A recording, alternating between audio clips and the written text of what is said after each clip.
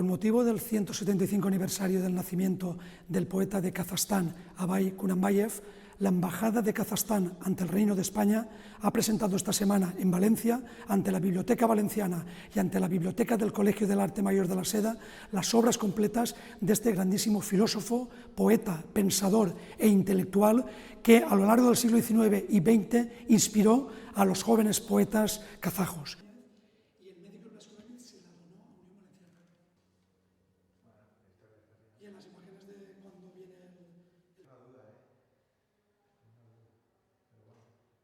En su obra se recogen los principios y los valores de la cultura nacional tradicional kazaja, que ha servido de pilares para el proyecto político y cultural de la República de Kazajstán.